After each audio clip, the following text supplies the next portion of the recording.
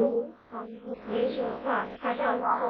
الله الرحمن الرحيم. الحمد لله رب العالمين، والصلاة والسلام على الأنبياء والمرسلين سيدنا محمد وعلى آله وأصحابه أجمعين. فقال الله تعالى: قالوا سبحانك لا علم لنا إلا ما علمتنا إنك أنت العليم الحكيم. اللهم فقهنا في الدين وعلمنا تأويل واهدنا صراطا مستقيم واجعلنا من عبادك الصالحين ولا حول ولا قوة إلا بالله العلي العظيم. Mukarram al-Muhtaram, Ashabul Fadilah, Tuan Imam, para syarak, Tuan Fungsi dan seluruh Jawatankuasa Masjid, pimpinan kampung dan masyarakat, tuan-tuan haji, puan-puan hajah, hadirin wal hadirat, muslimin wal muslimat, mudah-mudahan semuanya dirahmati Allah Subhanahu wa taala sekalian. Alhamdulillah, pertama-tamanya marilah sama-sama kita memanjatkan setinggi-tinggi puji syukur kepada Allah Subhanahu wa taala di atas nikmat limpah kurnia Allah mengizinkan pertemuan kita pada pagi ini dan dapat kita menyambung segi perkongsian ilmu kita. Mudah-mudahan apa yang akan kita kongsi pada pagi ini Allah Subhanahu wa taala kurniakan kebaikan dan manfaat kepada kita bersama, insya-Allah. Dalam masa yang sama kita doa Allah Ta'ala, mudah-mudahan Allah Ta'ala kurniakan kita kesihatan yang baik, jauh daripada penyakit, musibah, balak, wabak, barat, jahat manusia, jahat makhluk. Dan kita doa kalau ada di antara kita yang diuji dengan sebarang penyakit, semoga dikurniakan kesembuhan dan diberikan ganjaran atas sabar tersebut, insya-Allah. Tuan-tuan dan puan-puan yang dirahmati Allah Subhanahu wa taala sekalian, sambung lagi kita ada satu lagi hadis dalam bab yang pertama ni, tak habis kita baca itu. Surat 7.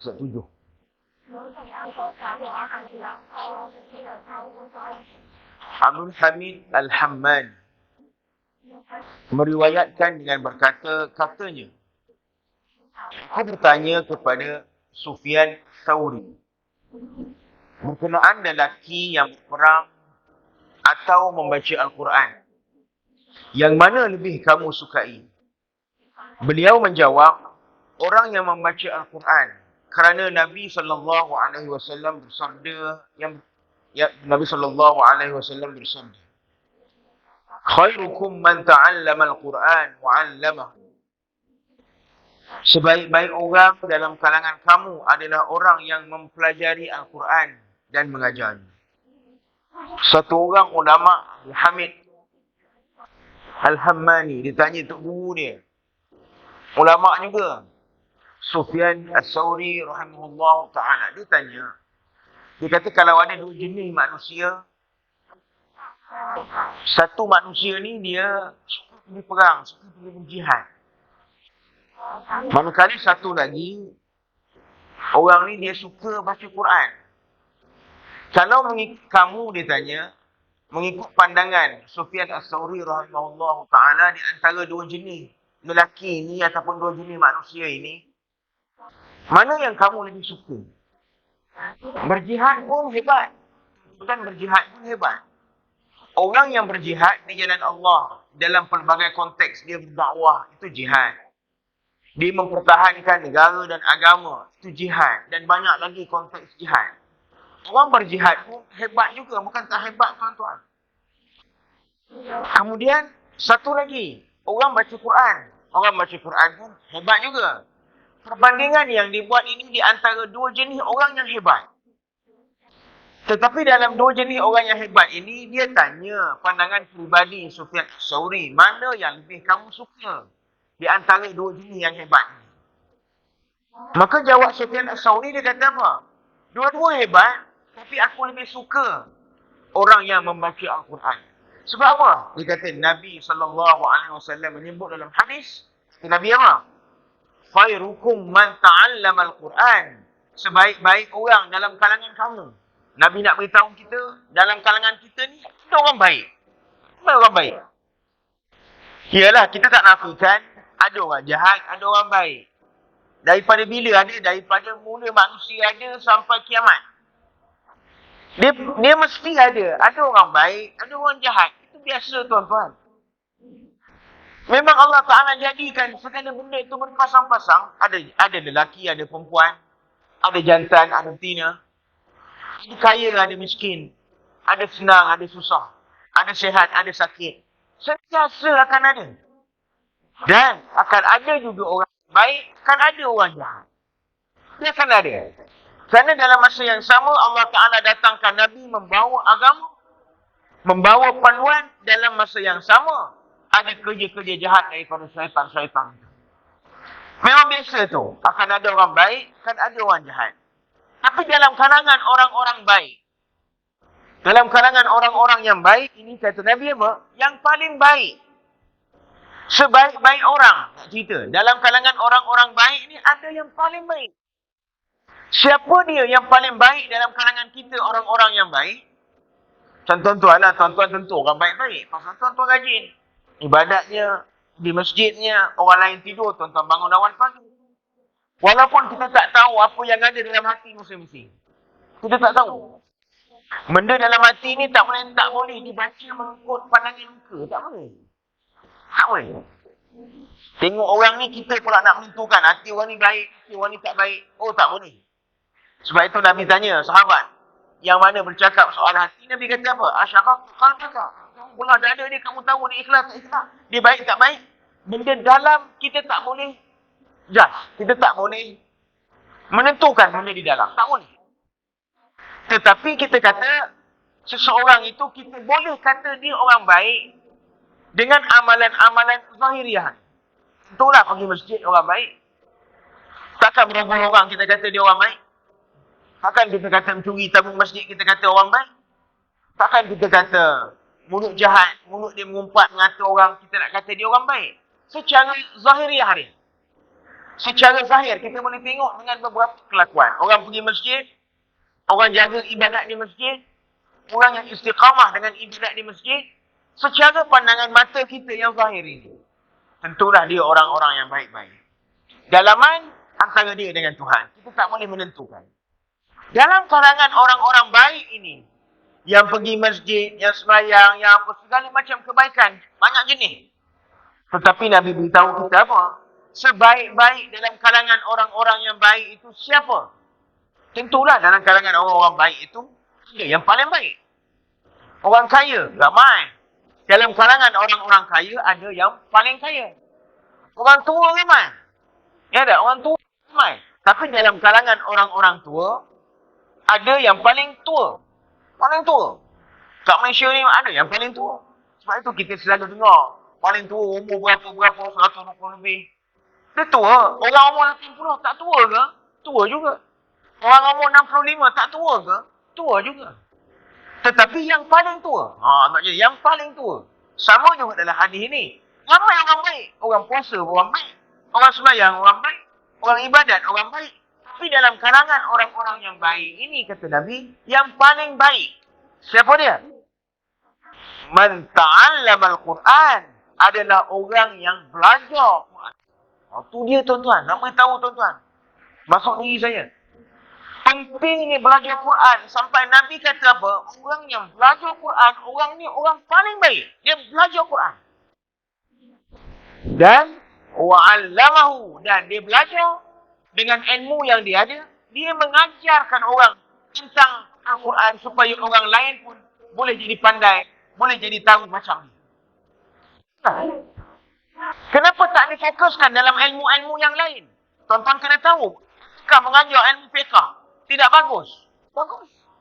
Apakah mengajar ilmu-ilmu tentang apa lagi? Tentang fardu ain? Apakah tidak bagus? Bagus. Belajar tentang hadis? Tak bagus. Bagus. Tak penting. Penting. Tetapi punca kepada agama. Itu dia. Punca kepada agama.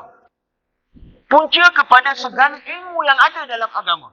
Dia mesti datang daripada Al-Quran. Kita boleh berbeza pandangan dalam perkara lain, dalam agama.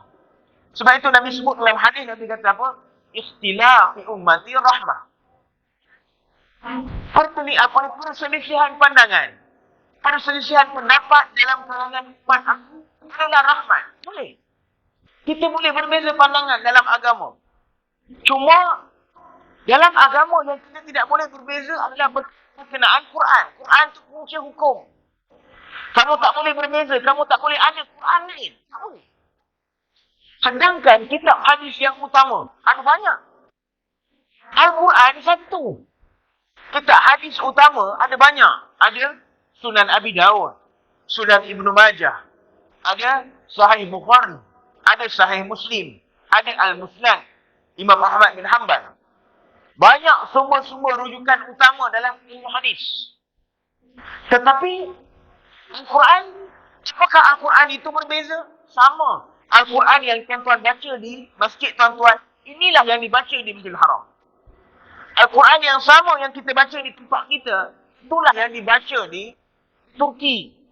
Yang sama dibaca di tempat kita, itulah yang baca di Amerika. Yang sama kita baca hari ini, itulah yang dibaca di China, di India dan sebagainya.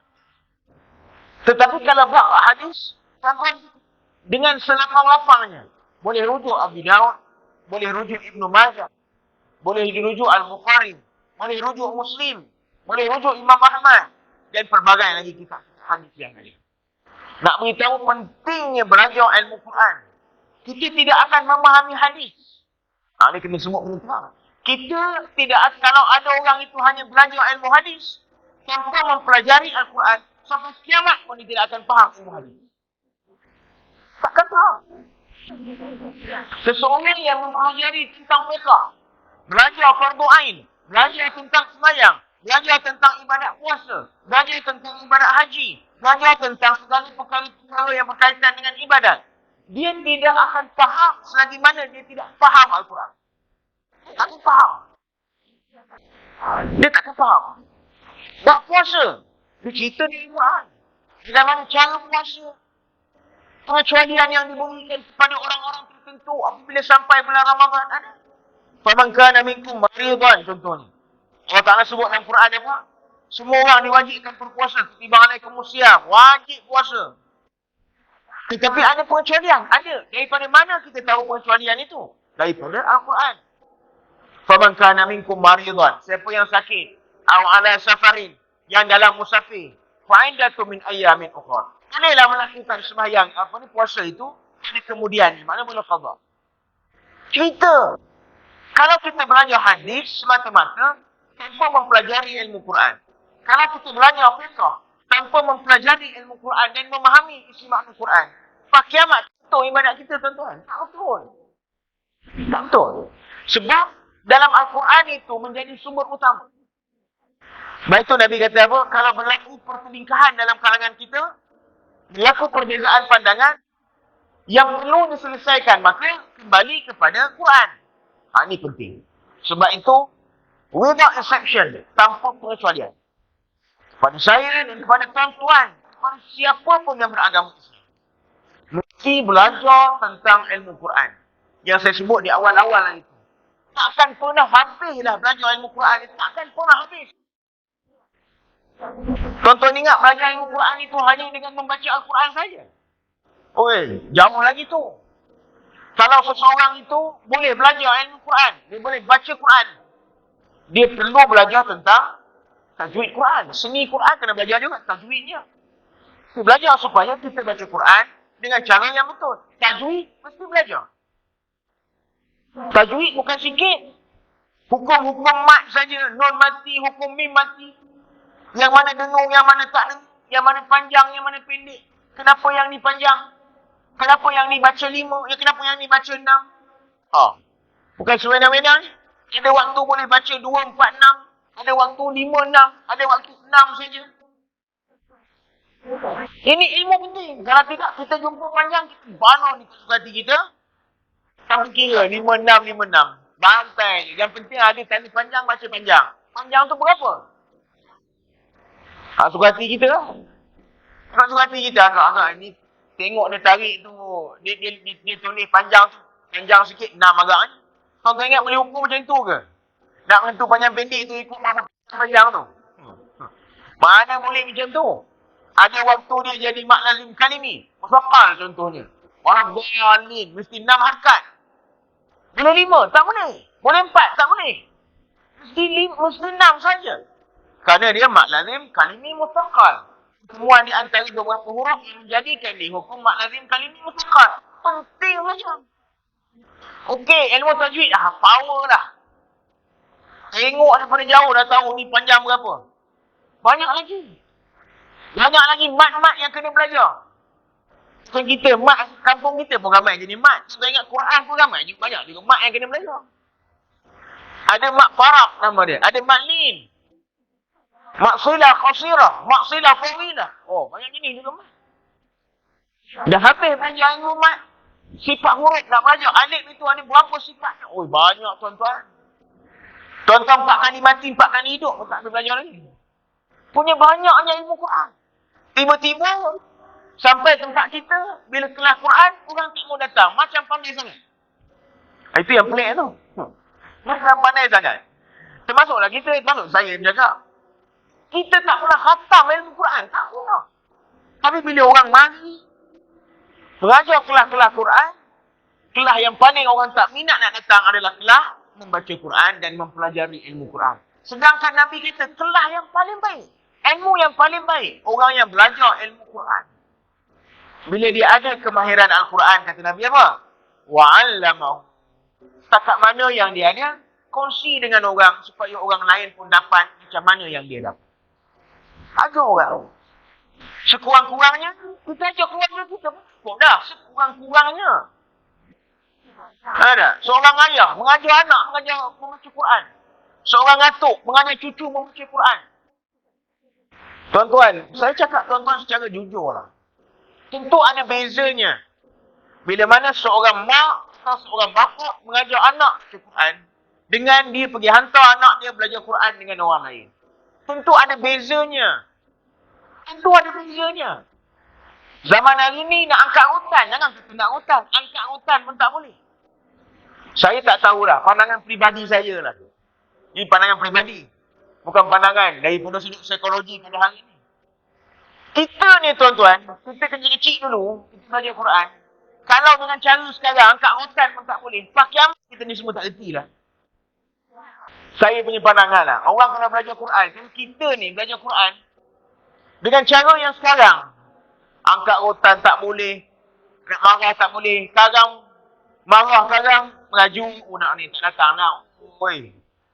Kita dulu ada. Jangan kata tak datang. Datang. Jangan kata tak baca. Baca. Silap sikit penampar. Pasal penampar tu lah kita tahu hukum 5 mana, hukum 6 harkat mana. Pasal penampar tu lah. Pasal hutan tu lah. Kita tahu. Hari ni tak boleh. Hari ni tak boleh. Sebab itu saya sebut dengan tuan-tuan. Seorang guru Quran yang mengajar Quran. Dengan mak bapak yang mengajar Quran. Kita sebagai mak bapak mengajar anak kita baca Quran. Itulah kita mengajar yang pertama, ada perasaan kasih sayang. Kita nak anak kita ni pandai Quran. Supaya apa? Supaya akhirat esok kita tidak ditanya oleh Allah Ta'ala kegagalan dia baca Quran. Satu. Tentu ada perasaan. Kesungguhan kita. Dengan hati naluri kita mengajar. Yang kedua, tegasan kita. Tegas. Tentu. Kau silap, kau kena. Macam bapak ni yang kata tak. Kalau kita dulu, bukan otak je tuan-tuan. Tinggal tak dibunuh je. Tinggal tak bunuh kau dia. Segala macam. Jangan kata. Ada rotan tuan-tuan. Saya belajar Quran. Bukan rotan lagi. Ketap pahit. Mak saya mengajar dengan ketap pahit. Ketap pahit tuan-tuan. Bukan ketap pahit kuning tu. Dulu ketap pahit hitam yang hijau tu. Ada lain hijau tu.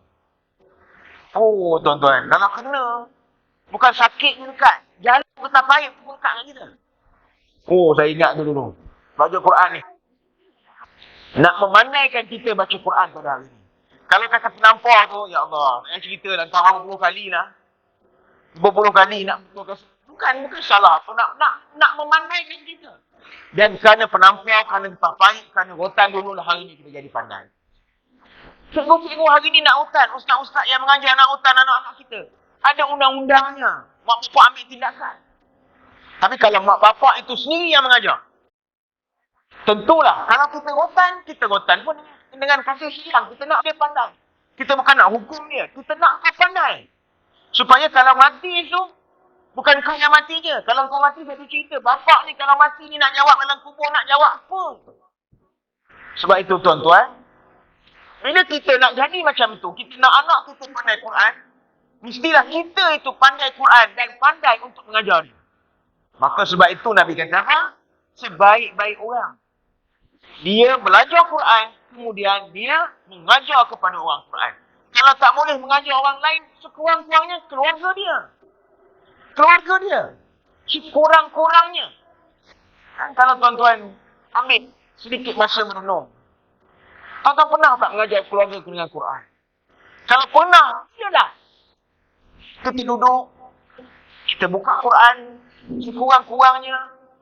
Kalaulah kita membaca Quran secara tadarus, kita panggil anak kita, walaupun dah dewasa. Dewasa ada cara dewasanya.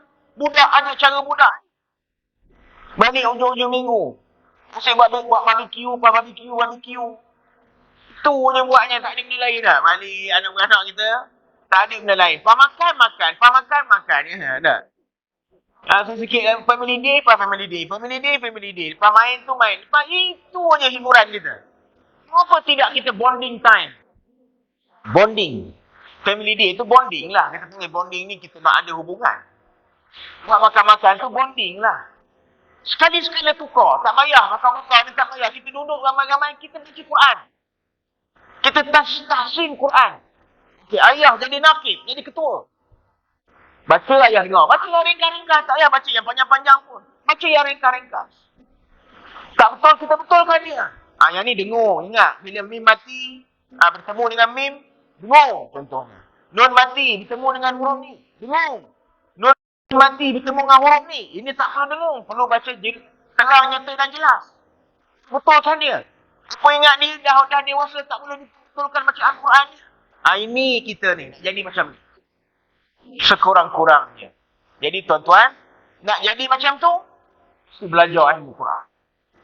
Tak payah bersegan-segan lah tuan-tuan. Tak payah bersegan-segan dalam ilmu Quran ni. Kenapa? Ilmu yang tidak ada penamatnya. Tidak ada orang boleh kumpul. Dia boleh umum dalam dunia. Saya lah orang yang telah berjaya mempelajari segalanya ilmu Quran gagal. Takkan ada orang boleh umum macam tu lah. Tidak akan pernah habis. Oleh yang demikian, tak payah malu tuan-tuan untuk mempelajari ilmu Quran. Kerana Nabi sebut, orang yang paling baik dalam kalangan kamu, orang yang belajar ilmu Quran dan dia mengajar ilmu Quran. Sebab itu kalau saya ingatlah tuan-tuan, setakat pengalaman saya yang tak berapa lama ni. Untuk guru Quran yang mengajar kita Quran ni, kadang-kadang ada beberapa kelebihan Tuhan beri dia. Kalau tuan-tuan perasan. Pertama, kalau kita tengok selalunya orang-orang mengajar Quran ni umur panjang. Panjang umur ni. Ustaz-ustaz ataupun tok-tok guru, mak-mak haji yang mengajar ilmu Quran yang ada anak murid ramai-ramai ni, selalunya umur ni panjang. Selalunya. Ada juga yang tak panjang. Tapi kebanyakannya umur panjang. Kita tengok, ada lagi umur dah 90 lebih. Ni lah dulu mengajar ayah baca Quran dulu. Oh, aku dah. Selalunya ada panjang umur. Yang kedua, selalu kita jumpa tuan-tuan, orang-orang yang mengajar Quran ni, dia walaupun usia dia banyak, Tuhan beri dia tak nyanyuk. Dia tak nyanyuk. Jarang jumpa guru Quran ni nyanyuk. Jarang betul. Selalu yang nyanyuk-nyanyuk ni guru-guru mengajar main tikam nombor ekor je. Ada. Encik nombor itu yang selalu nyanyuk lah. Yang selalu tuan-tuan yang mengajar ilmu Quran ini, Tuhan beri ini kelebihan itu, Tuhan jaga akal dia. Yang tiga, walaupun dia banyak umur, dia tak ada sakit mental, dia tak ada diuji dengan penyakit-penyakit Alzheimer macam tu. Dan dia ni tuan-tuan, Allah Ta'ala beri dia ingatan dia kuat. Kadang dia ingat kita, ni dulu belajar dengan saya, dia ingat kecil-kecil dulu. Oh, ni guru Quran. Selalu macam tu lah. Ada yang tak macam tu. Kebanyakan yang kita jumpa tu, macam tu. Dan yang terakhir tuan-tuan, selalu kita jumpa guru-guru Quran ni, bila mana dia meninggal dunia, kematian dia kita boleh nampak secara zahir macam orang baik. Selalunya. Ada orang tuan-tuan, ada orang. Yelah, bila dia meninggal, semain jenazah, imam akan tanya, apa pandangan kamu atas mayat ini? Jawapannya, baik. Walaupun kadang-kadang dalam hati kita ingat ni, ada juga tak baik. Yang kawan ni mudah-mudahan baik lah kan. Kita doa yang baik-baik lah.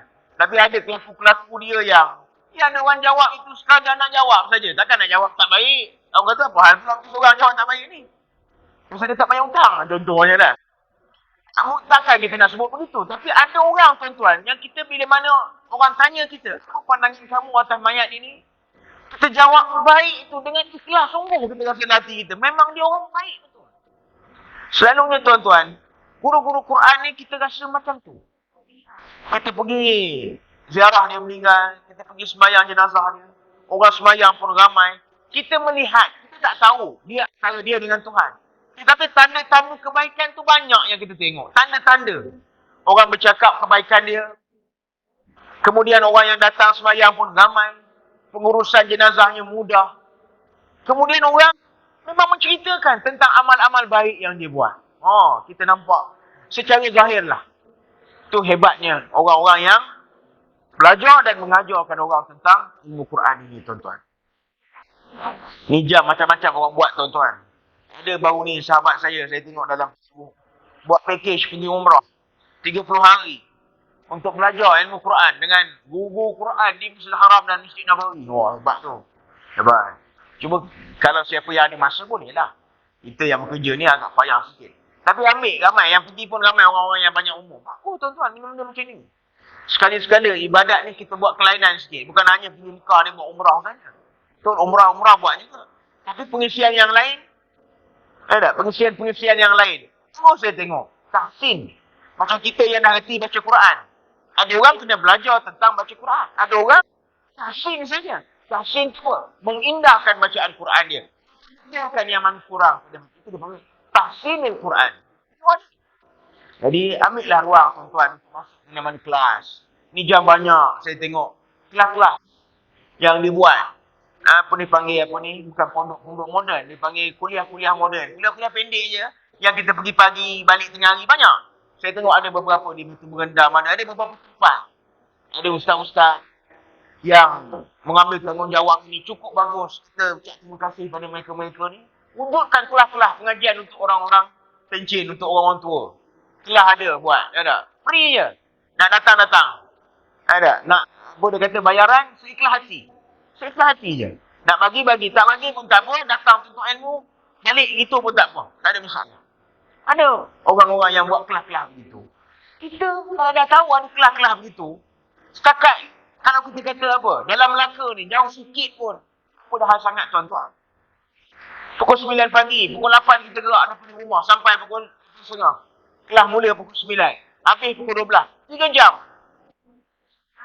Tuan-tuan duduk rumah pun buat apa? Pastikan pokok, korek pokok, baca pokok. Itu je hari-hari duduk ulang-ulang pun. Tak? Mesin rumput takkan hari-hari. Takkan rumput dia ke mesin hari-hari. Sekali-sekala. Kalau tak boleh pergi tiap-tiap hari, seminggu dapat pergi 2-3 kali pun. Okey. Alhamdulillah lah tu kan. Okey, masuk bab baru.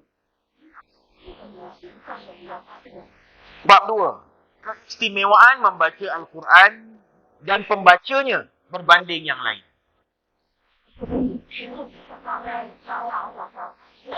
Sebuah hadis daripada Abu Mas'ud Al-Ansari Al-Badri radhiyallahu an, daripada Rasulullah sallallahu alaihi wasallam.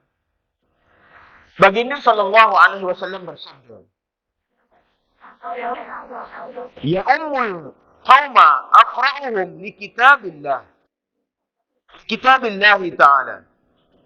Ya ummul qaum aqra'uhum li kitabillah ta'ala.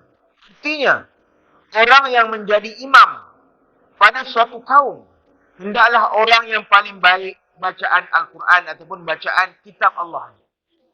Orang yang paling baik, orang yang paling sesuai menjadi imam. Imam ni bukan hanya imam sembahyang saja, jangan faham imam sembahyang saja. Imam ni banyak makna. Imam ni kita panggil ketua, ataupun pemimpin kita panggil imam. Imam.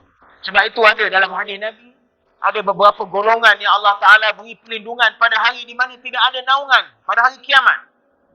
Salah satunya dipanggil apa? Al-Imamul Adil. Imam yang adil. Apakah imam itu merujuk pada imam sembahyangnya? Bukan. Imam itu pemimpin. Nak sebut sini apa tuan-tuan? Orang yang menjadi imam. Ini banyak makna. Pertama, itulah imam yang memimpin ibadat. Yang memimpin ibadat. Tak kira lah ibadat apa pun yang dia pimpin. ibadat semayangnya, dia memimpin agama. Dia memimpin agama contohnya. Satu orang tokoh masyarakat yang menjadi rujukan agama kepada orang ramai. Dia mesti orang yang pandai dan bacaan Quran dia baik. Mesti macam tu.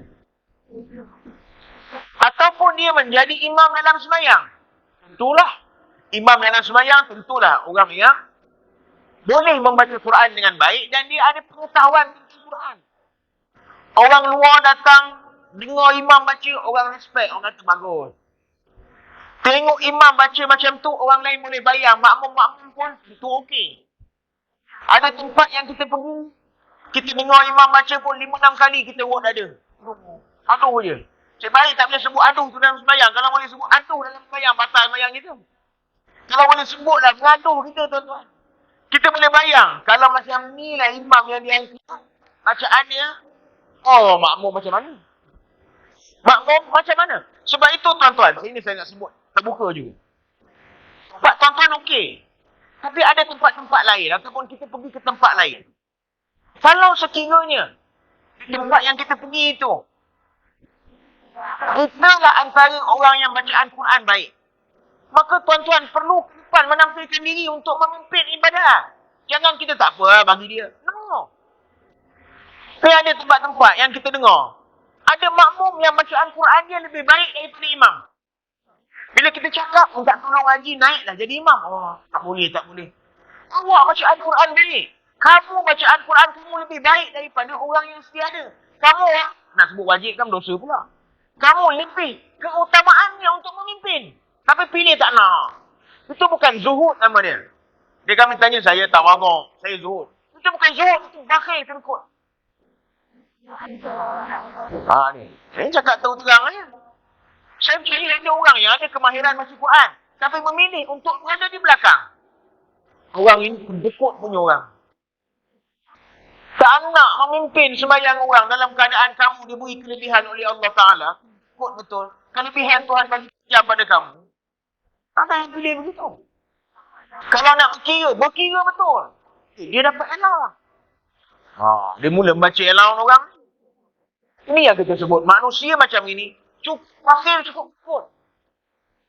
Kalaulah dia mengetahui menjadi imam, memimpin orang sembahyang itu, bagaimana? Ada Tuhan memberi allowance akhirat pada dia.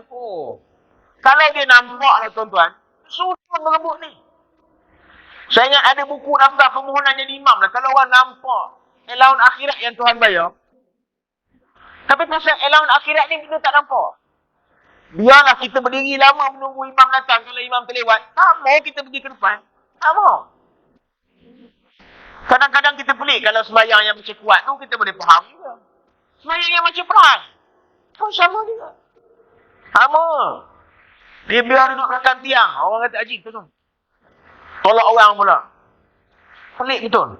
Sedangkan kata Nabi apa? Orang yang menjadi imam. Sama ada jadi imam sembahyang. Kemudian jadi pemimpin. Memimpin kita. Kalau dia nak memimpin kita, terutamanya kaum-kaum muslim, dia perlu ada pengetahuan dalam bacaan Quran. Kalau dia rasa dia tidak mempunyai pengetahuan tersebut, dia kena berikhtiar supaya ataupun mencari jalan untuk dia dapat ilmu-ilmu tersebut. Kalau ada orang yang baca Qurannya baik, akhlaknya baik, kemudian dia ada tokoh menjadi pemimpin masyarakat, maka keutamaan kepada dia untuk diangkat. Tapi kalau ada pemimpin, kalau ada orang ni, dia banyak jadi orang tuan-tuan. Baca Quran baik, tapi memimpin tak boleh. Mungkin dia lembik ataupun dia lemah. Ada. Lemah, keputusan tak erti. Dia buat, ada orang kita cuba dah. Dia baca Quran dia bagus, dia orang alim, kita angkat jadi pemimpin. Kemudian masalah dia tidak ada bakat, dia tidak ada kelebihan, dia tidak ada kemampuan untuk memimpin ada. Dia buat keputusan di mesyuarat, lagi orang jumpa dia, keputusan tukar. Sekejap lagi orang jumpa dia, keputusan tukar lagi. Satu hari 8 kali keputusan tukar. Tak boleh juga orang macam ni. Jadi, mana-mana yang ada kelebihan pemimpin, yang ada ciri-ciri kepimpinan, maka dia perlu cari jalan juga. Perlu berikhtiar supaya dia mempunyai pengetahuan dalam bidang Al-Quran. Kan? Kalau dia tak boleh baca Quran dengan baik pun, dia ikhtiar. Dia belajar elok-elok, hadir kelas Quran. InsyaAllah, Tuhan bantu dia. Sekurang-kurangnya, satu lagi. Pemimpin kepada rumah tangga kita. Keluarga kita. Rumah tangga ni tuan-tuan, lebih hebat daripada masyarakat.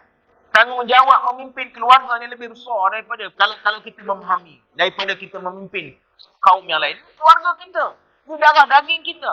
Kita dengan sayang, kita beranakkan dia, kita melahirkan dia, kita membesarkan dia.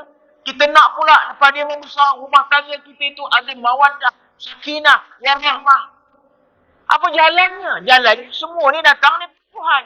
Jalan nak bodek Tuhan. Jalan nak cari pandangan Tuhan adalah dengan buat apa yang Tuhan suka. Tuhan suka orang baca Quran. Bila Tuhan suka orang baca Quran, kena belajar Quran. Sebab itu Nabi sebut dalam hadis, jangan jadi rumah kamu seperti tanah-tanah kubur. Tanah-tanah kubur. Hidup lagi nak salat. Kita dah takut dengan kubur. Kamu takut dengan kubur. Ni Melayu. Saya tengok tempat lain tak berapa takut sangat dengan kubur ni. Tapi orang Melayu memang takut dengan kubur. Tak tahu kenapa lah. Orang kata kubur ni tempat hantu. Orang kata kubur ni tempat hantu. Dengan kubur kita takut. Ya tak? Tengah-tengah malam lalu dekat-dekat kubur, tiba-tiba tangtu minyak motor, tak boleh, motor mati. Oh, tuan-tuan. Balik pam darah 180. 180 pam darah. Mulailah kita. Start motor balik pukul 12 malam pula. Lalu dekat kubur. Lalu dekat baru sampai kawasan kubur, tiba-tiba motor mati. Tiba-tiba motor mati. Tengok ambil telefon nak minta tolong orang. Line pula tak ada. Buat lagi kita. Pur kanan, pur kiri lah. Ada. Nampak orang panggil Haji. Nak tolong kenapa motor? Tak jawab. Takut bukan orang. Bukan tak ada orang nak tolong. Ada orang nampak orang nak tolong. Tapi bila orang tu panggil, dia tak tengok. Dia takut dah tengok. Takut bukan orang. Jadi pakat ke. Tinggal motor tak apa. Jangan lari balik. Kita ni tak? Pasal apa kita tengok dengan kubur tuan-tuan? Kubur ni sunyi. Tempat orang mati, sunyi. Sebab tu tuan-tuan pergi kubur, ada orang bising-bising kat kubur lah. Ada senyap je kubur ni. Kalau ada pun, ada ahli waris yang tengok bagus datang ziarah. Duduk buat halaqah ataupun dia berdiri dekat kubur ni baca Quran. Ada yang begitu. Yang begitu, mendengarlah sikit-sikit suara sayuk-sayuk orang baca Quran kadang-kadang. Tapi kebanyakannya kubur ni diam. Orang kita cukup takut dengan kubur. Dia lupa. Dia buat rumah dia macam kubur dia tak sedar. Rumah dia, yang dia ada TV dia pun, tetapi pada pandangan Allah Ta'ala, rumah dia macam tanah kubur. Dia lupa yang tu. Kenapa kita dah lah takut mati? Kenapa nak mati sebelum mati? Kita takut mati. Tapi kita buat rumah kita macam tempat orang mati. Masuk rumah. Tuan-tuan balik. Tuan-tuan tanya diri tuan-tuan. Bila rumah kita dikumandangkan bacaan Quran, kita yang tak asli. Kalau ada yang malam tadi ataupun ada yang pagi ni, Alhamdulillah. Dah lah baca Quran jarang. Baca Quran pula perlahan-lahan. Bacalah Quran. Biar rumah tu terang dengan suara Quran kita. Kan? Sekarang dah moden. Dia main kaset pula. Dia main apa-apa. Jangan kata kaset. Dulu kaset. Sekarang ni dekat YouTube. Buka TV boleh tengok YouTube. Boleh tengok video. Pasang ni. Tak apa, dia kata sama je. Mana sama? Kita yang membaca Quran dalam rumah kita dengan TV yang membaca Quran. Sekarang ni pula macam-macam. Ada pelak je. Dia cocok je kat pelak. Tak suai mengaji benda tu. Bukan tak bagus benda tu. Daripada satu sudut, dia menyebabkan orang kita malah mengaji. Dengan sebab adanya benda-benda macam ni. Dulu kita nak tidur tuan-tuan. Nak tidur. Kita baca Quran tau nak tidur. Pasal takut gangguan syaitan ni. Nak tidur, kita baca Quran. Kalau anak menangis, kita selawatkan dia. Kita bacakan Quran dekat dia. Tidur ni. Supaya budak kecil ni tak kena gangguan syaitan. Tak kena gangguan-gangguan benda-benda yang jahat. Jangan baik. Sekarang pasal moden sangat. Pasal canggih sangat.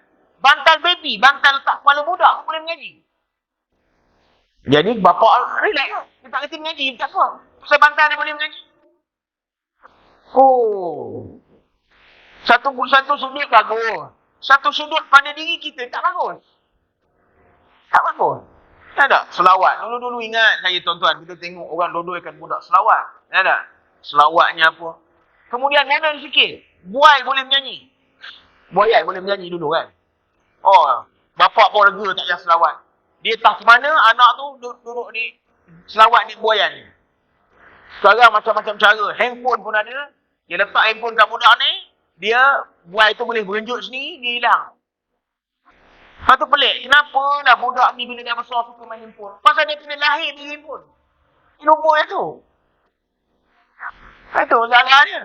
Jadi tuan-tuan, apa yang saya nak sebut?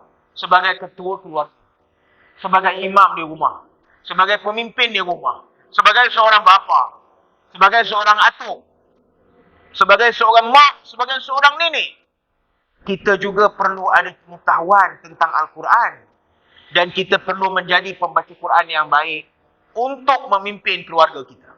Percayalah, keluarga yang dipimpin oleh seorang yang ada Al-Quran dalam hatinya, keluarga yang dididik dengan Al-Quran di dalamnya, rumah yang ada Al-Quran di dalamnya, percayalah, rumah itu berbeza dengan rumah-rumah yang lain. Rumah itu akan menjadi tempat yang paling baik untuk dia. Ketenangan bersama dalam rumah itu. Rahmat Allah bersama dalam rumah itu. Malaikat bawa rahmat masuk dalam rumah dia untuk setiap ahli di dalam rumah dia. Tahulah budak, anak jadi anak yang soleh. Anak perempuan jadi anak yang solehah. Tahulah isteri kita jadi isteri yang taat. Barulah suami jadi suami yang baik. Barulah tak ada orang nyondol suami kita. Soalan tu bunyi dia. Ni takut suami kena sondol, kita mengaji pun tidak. Hebohkan abang pergi mana? Cuba tuan-tuan, didik dengan Al-Quran. Didik keluarga tu dengan Quran. Percayalah. Bila Quran menjadi alat ataupun menjadi satu didikan dalam keluarga kita, insya-Allah Allah Ta'ala beri rahmat yang paling baik untuk kita, tuan-tuan. Ini tidak. Jadi tidak bagus begitu, maka pastikan pemimpin-pemimpin, imam-imam keluarga, imam-imam masyarakat, ketua-ketua, penduduk ataupun ketua-ketua, orang-orang Islam, perlulah mempunyai kemahiran membaca. Bermakna apa? Apakah orang tertentu je pemimpin? Nabi kata apa? Kullukum ra'in wa kullukum mas'ulun ar-ra'iyati. Setiap daripada kamu pemimpin. Semua manusia. Tanpa kecuali. Walaupun kita tak jadi pemimpin masyarakat, kita juga pemimpin. Kullukum ra'in wa kullukum mas'ulun ar-ra'iyati. Dan kamu, setiap orang daripada kamu akan dipertanggungjawabkan dengan kepimpinan yang berada di bawah kamu. Nabi kullukum ra'in itu apa? Setiap daripada kamu pemimpin. Makna dia tanpa kecuali semua yang ada dalam masjid tadi pagi ni, lelaki dan perempuan, adalah imam, adalah pemimpin, maka perlu mempelajari ilmu Quran supaya kita dapat mencantik, dapat mengelokkan atau memahiri bacaan Al-Quran khusus untuk diri kita dan keluarga kita. Percayalah tuan-tuan, tuan-tuan akan rasa kesannya bagaimana. Percayalah, insya-Allah. Selagi tak mula, selagi itu tak jalan. Selagi tak buat, selagi itulah kita tak rasa bagaimana nikmatnya keluarga yang kita kata apa? Diselaputi. Keluarga yang dilindungi dengan Al-Quran itu, insya-Allah. Percayalah, mudah-mudahan Allah Subhanahu Wa Taala mudahkan kita untuk menjadi orang-orang yang membaca Quran ini, insya-Allah. Wallahu a'lam. Kita berhenti dulu setakat ni, mudah-mudahan 2-3 hadis yang sempat kita kongsi pada pagi ini, Allah Ta'ala kurniakan kebaikan kepada kita. Yang baik semuanya daripada Allah. Yang tidak baik itu kelemahan, kejahilan, kedhaifan dari saya sendiri. Aku qauli hadza wa nastaghfirullahal azim li wa lakum. A'udzu billahi minasyaitonir rajim. Bismillahirrahmanirrahim. Alhamdulillahirabbil alamin. Wassalatu wassalamu ala asyrafil anbiya'i wal mursalin. Sayyidina Muhammadin wa ala alihi wa sahbihi ajma'in. Allahumma anfa'na bima 'allamtana wa 'allimna ma yanfa'una wa zidna 'ilma. اللهم اجعل جمعنا جمعا مرحوما وتفرقنا من بعده تفرقا معصوما ولا تجعل فينا ولا معنا ولا من يتبعنا شقيا ولا محروما ولا مطرودا ربنا اتنا في الدنيا حسنه في الاخره حسنه وقنا عذاب النار صلى الله على سيدنا محمد وعلى اله وصحبه وسلم والحمد لله رب العالمين تقبل الله منا ومنكم وبالله التوفيق والهدايه. السلام عليكم ورحمة الله وبركاته.